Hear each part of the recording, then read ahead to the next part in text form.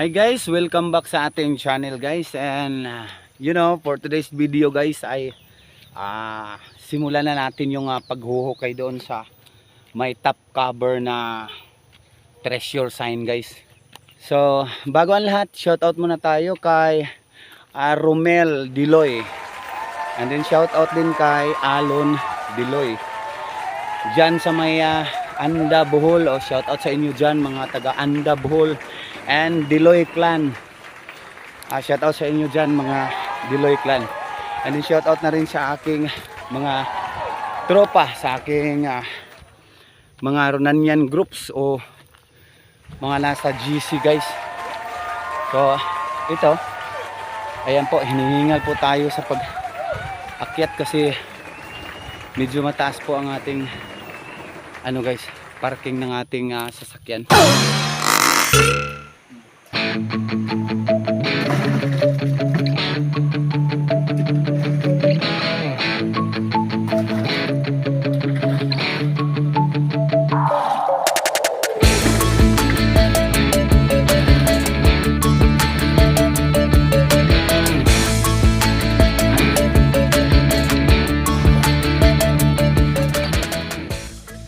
So ayan guys, yan na po ang ating hukay.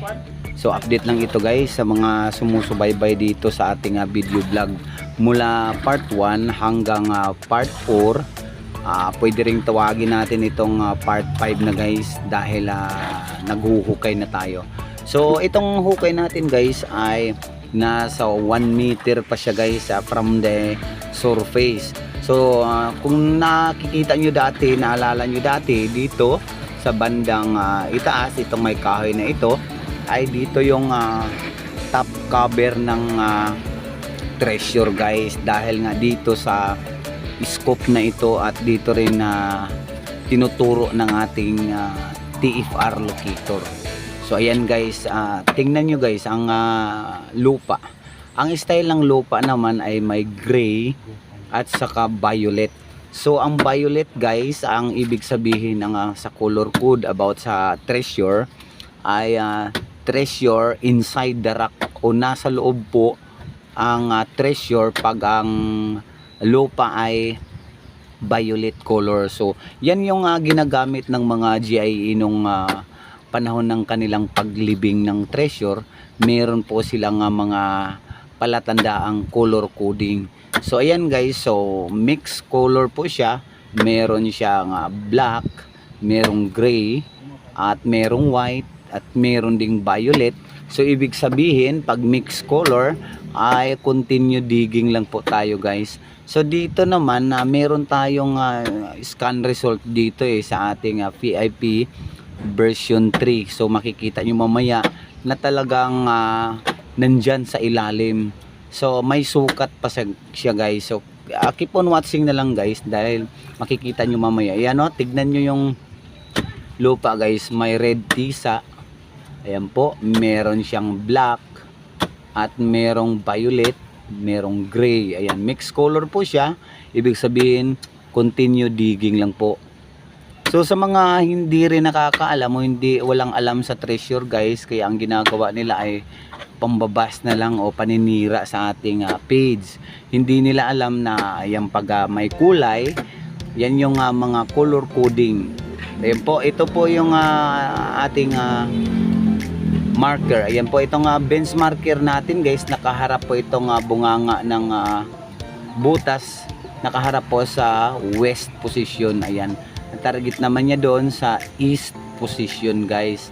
Kaya lang nililito tayo niyan sa paggawa niyan ng mga Hapon, nililito tayo niyan. So dito naman ang ating treasure dito sa bandang north. Yung benchmark lang guys ay from west to east, na ang ibig sabihin sa west makikita mo yung scope doon na reference sign o counter sign. Tapos bandang east makikita mo yung square box type na bato. From east papuntang northwest, dito naman sa hinuhukayan natin guys, dito yung big boulder rock na malapad siya at square type. Ito yung tinutukoy ng nasa east position guys na square box type of rock. So dito guys natumbok namin dahil nga ito sa gadget na locator na dito tayo hinatid. Tapos yun guys, panoorin niyo na lang at keep on watching na lang at i-scan natin yan gamit ang ating 3D visualizer scanner.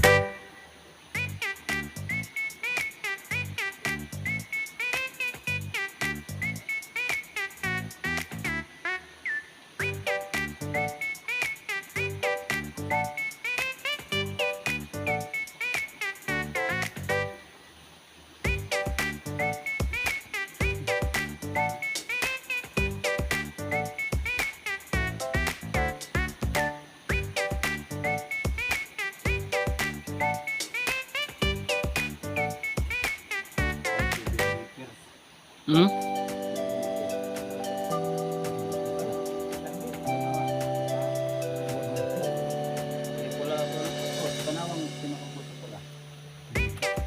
Seven meters, 21 yun, sagad yun. Galon pa rin. Ipos na bro.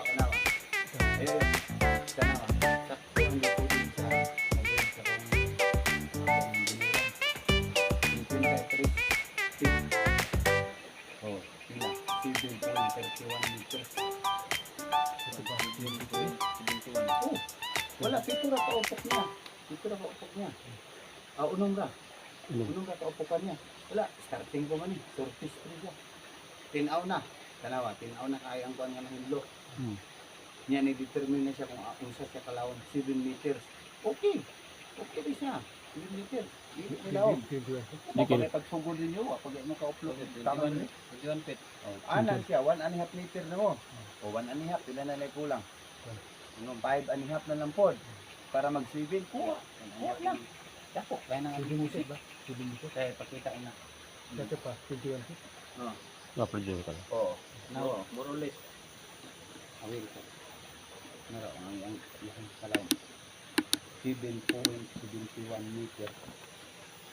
Kaya yun man siya. Ilalo mo gini sa dako kang bato. Yuta na na ako. Pagkabot silalo mo, yuta na na siya. O yuta na na siya. Ang trap diyan ni naro delivery ang water trap. Kalibil na sila. Na di ang water trap ani pag mabungkag ng siminto ha. Kining mo ni siyang yuta. Pag mabungkag na siya, gawas ng tubig. Di na makuha siya. Tanawan ka na yung tubig ha. Oh, sa 6 meters pa lang, 6.16 meters na ang Tubig na. tubig. Pag upok na to sa 7 sa item, pag paluag kay magbalbag ta niya ni ining cover niya, mo man niyang cover. Pag balbag ano niya, magpaluag man kita, kandugan na nimo diha, buswak ang tubig. So ang maayo dili ta mahilabot diha. Diretsohon ta ni siya straight, diretso gyud kanaw. Kana nga portion diha dapat straight. Kanang edge sa tubig, di ba? Manang tubig? Oh. Nay murag na mala. Munay atong target gidha kumbaga murag munaog ta diri gamay di ta nagalawon diha dapat. Dili lang gid. Diri ra kita dapat. Kulang Paupok paggamay kita diri. kay kani siya nga plastar. Naani siya diri oh. Kulag gamay diri. Aware ka na para ma-explain gid tayo. Kay Kung mo mong rumbo. ani man akong pag-scan. Kulang na gamay. Ako pag-scan gikan diha paingon dito, paingon diri. Paingon diri ani. Kung dili man to Ana. itaka. Kung sintroon nimo ang item naa sa diri. Nag-ana paingon diri. Ana, kuha ninyo. Ilapas na gamay. Kuha ninyo. Oh. So wala dito. Wala. Oh. Pero dire, kini siya mo ni si sintro sa item. Diretso gyud. Sakto 7 na bro. meter. Sakto na diya. Oh. Sakto na diha. Continue na siya diha. Kaya Diha wala kutob. man ta nakaigo. Di ako tob. Oh. Muna na siya. Okay. Ang tubig ani sa akong gikan sa pag-start base sa image diha. A meter distance pa or isa ka inani. Gikan diri paingon dito ay ang iyang Tubig. tubig. Ana So, gastar ni. padawon ta diri, puot ta diri kay Ana, ni ana. Oh, ni ana man ko. Di ba? ba? Til, yes. Oh. Sibog na. Diri man ko diri ani. Utob. Iwasan. Oh, di ba tanawan nimo sa image bakante na yuta. Diri yuta green. Diri. So ang item diri. Muna si target yun. So abrihan ako nang imong tindog ka, di ba? Pwede dili na kay para hold na siya ning bato. Oo. Okay. Kay kung imo nang kuha mo tampi na. Upok na dito pa up to 5 meters. Slide. Slide na ka kay dili naman ni siya mahugmak. Kay solid man na. Sulor green solid. Wala pa sa mo ba? Tungod kay untol akong pagkuan diri. Ana. Pero kung di pa ni untol, Andre, tanaw, plaster ka ba? Andre, oh. Kanto kayo. Kung dire og gwapo pa ni pagka trabaho dire, mag-ana unta ni porma. So, lamit kay pakpak. Kung wala ni. Anak man. Lagi. Wala na. Oh, dapat claim mong gud ang pag-scan na tupong siya ba. Basta mo man sensor niya. Kalpak ni lalong. Muni porma. Og muna yun. Bunto na. Wain sa imong picture kay dili na masid sang laptop kay dira ba niya ako i-release pro ba ni sa buyer. Wain sa imong. Habiri go. Ayun. Isi Okay, post na. Ayan po guys. So yung ano natin guys, yung hukay natin doon ay nasa meters pa nga lang, 1 meter pa nga lang itong nahukay ay nakikita nyo sa video kulay violet siya tapos gray.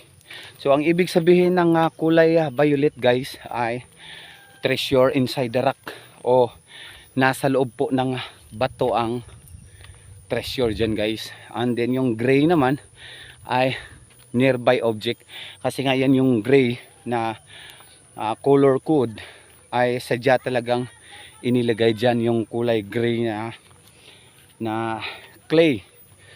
So yun guys, medyo maputik po siya at medyo maitim-itim yung kulay ng lupa doon sa ilalim.